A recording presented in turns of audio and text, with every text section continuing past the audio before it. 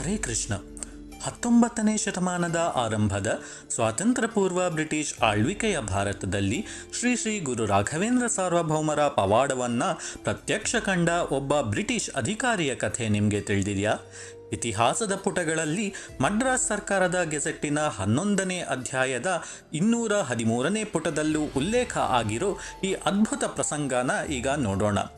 Madras ಪ್ರೆಸಿಡೆನ್ಸಿಯ governor ಆಗಿ ರೈತವಾರಿ ತೆರಿಗೆಯ ಪಿತಾಮಹ ಎಂದೇ ಪ್ರಸಿದ್ಧರಾದ ಈಸ್ಟ್ ಇಂಡಿಯಾ ಕಂಪನಿಯ ಅಧಿಕಾರಿಯಾಗಿದ್ದ ಸರ್ ಥಾಮಸ್ ಮನ್ರೋ ಬಳ್ಳಾರಿಯ ಕಲೆಕ್ಟರ್ ಆಗಿದ್ದ ಕಾಲದಲ್ಲಿ ಮಡ್ರಾಸ್ ಸರ್ಕಾರವು ಮಂತ್ರಾಲಯ ಮಠ ಮತ್ತು ಗ್ರಾಮದಿಂದ ವಾರ್ಷಿಕ ತೆರಿಗೆ ಸಂಗ್ರಹಿಸೋಕೆ ಆದೇಶ ಮಾಡುತ್ತೆ. ಸ್ಥಳೀಯ ಕಂದಾಯ ಅಧಿಕಾರಿಗಳು ಆ ಆದೇಶನ ಪಾಲಿಸೋಕೆ ವಿಫಲರಾದಾಗ ಮನ್ರೋ ಸ್ವತಃ ತನಿಖೆಗಾಗಿ ಮಂತ್ರಾಲಯಕ್ಕೆ ಬರುವ ನಿರ್ಧಾರ ಮಾಡ್ತಾರೆ. ಆ ಸಮಯದಲ್ಲಿ ಮಠಾಧೀಶರು ನಂಜನಗೂಡಿನಲ್ಲಿ ಇದ್ದ ಕಾರಣ ಮನ್ರೋ ಸ್ಥಳೀಯರು ಮತ್ತು ದೇಸಿ ಅಧಿಕಾರಿಗಳನ್ನು ವಿಚಾರಿಸಿದಾಗ ಎಲ್ಲರೂ ಗುರುರಾಯರು ಇಂದಿಗೂ ಮಂತ್ರಾಲಯವನ್ನ ಕಾಪಾಡ್ತಿದ್ದಾರೆ ಅಂತ ವಿವರಿಸ್ತಾರೆ. ಮನ್ರೋ ನಗುತ್ತಾ, ನಾನು ಧರ್ಮ ದೇವರನ್ನ ಗೌರವಿಸ್ತೀನಿ, ಆದರೆ ಶತಮಾನದ ಹಿಂದೆ ಜೀವಂತ ಸಮಾಧಿಯಾದ ಒಬ್ಬ ಯತಿ ಇಂದಿಗೂ ಬದುಕಿದ್ದಾರೆ ಎಂಬ ನಂಬಿಕೆ ಅಸಾಧ್ಯ. ಇಂತಹ ಮೂಢನಂಬಿಕೆಗಳಿಗೆ ಆಸ್ಪದ ಕೊಡೋದಿಲ್ಲ ಅಂತ ಹೇಳಿ ಸ್ವತಃ ಅವರೇ ಪರೀಕ್ಷಿಸೋಕ್ಕೆ ಮುಂದಾಗ್ತಾರೆ. ತಮ್ಮ ಟೋಪಿ ಮತ್ತು ಬೂಟುಗಳನ್ನು ತೆಗೆದು ತುಂಗಾ ನದಿಯಲ್ಲಿ ಕಾಲು ತೊಳೆದು ನೇರವಾಗಿ ಶ್ರೀರಾಯರ ಬೃಂದಾವನದ ಮುಂದೆ ನಿಲ್ತಾರೆ. ಅವರು ಕೈಮುಗಿದು ನಿಂತಾಗ ಬೃಂದಾವನದಿಂದ ಒಂದು ದಿವ್ಯ ಬೆಳಕು ಹೊಮ್ಮಿ ಶ್ರೀ ಗುರು ರಾಘವೇಂದ್ರ ರಾಯರು ಸ್ವತಃ ಅವರ ಮುಂದೆ ಪ್ರತ್ಯಕ್ಷರಾಗಿ ಮನ್ರೋ ಅವರ ಭಾಷೆಯಲ್ಲೇ ಸಂಭಾಷಣೆ ನಡೆಸ್ತಾರೆ.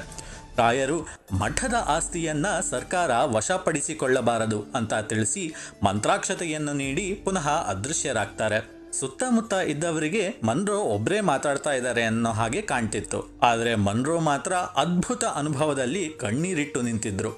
ಈ ದೈವಿಕ ಸ್ಪರ್ಶದ ನಂತರ ಮನ್ರೋ ತಕ್ಷಣ ಆದೇಶ ಹೊರಡಿಸಿ ಮಂತ್ರಾಲಯವು ಶ್ರೀ ಮಠದ ಶಾಶ್ವತ ಆಸ್ತಿ ಅಂತ ಘೋಷಣೆ ಮಾಡ್ತಾರೆ. ಮುಂದೆ ಯಾವುದೇ ಸರ್ಕಾರಿ ತೊಂದರೆ ಕೊಡದಂತೆ ಖಚಿತಪಡಿಸ್ತಾರೆ. ಅವರು ತಮ್ಮ ಮಗಳಿಗೆ ಒಂದು ಪತ್ರ ಬರೆದು ಈ ಅದ್ಭುತ ಘಟನೆಗಳನ್ನೆಲ್ಲ ವಿವರಿಸ್ತಾರೆ. ಇಂದಿಗೂ ಮನ್ರೋ ಅವರ ವಂಶಸ್ಥರು ಶ್ರೀರಾಯರ ಭಕ್ತರಾಗಿದ್ದಾರೆ. 2018ರಲ್ಲಿ ಅವರ 5ನೇ ತಲೆಮಾರಿನವರು ಮಂತ್ರಾಲಯಕ್ಕೆ ಭೇಟಿ ನೀಡಿ ರಾಯರ ಪೂಜೆ ಸಲ್ಲಿಸಿದರು. ಪೂಜ್ಯಾಯ ರಾಘವೇಂದ್ರಾಯ ಸತ್ಯಧರ್ಮರತಾಯ ಚ ಭಜತಾಂ ಕಲ್ಪವೃಕ್ಷಾಯ ನಮತಾಂ ಕಾಮಧೇನವೇ. ಸನಾತನ ಧರ್ಮದ ಸದ್ವಿಚಾರಗಳು ಕಥೆಗಳನ್ನ ತಿಳಿಯೋಕೆ ಮಾಧವಪ್ರಿಯ ಪ್ರಜ್ವಲ್ ಭಾರದ್ವಾಜ್ ಪೇಜ್ನ ಫಾಲೋ ಮಾಡಿ, ಲೈಕ್ ಮಾಡಿ, ಶೇರ್ ಮಾಡಿ, ಸಬ್ಸ್ಕ್ರೈಬ್ ಮಾಡಿ. ಹರೇ ಶ್ರೀನಿವಾಸ.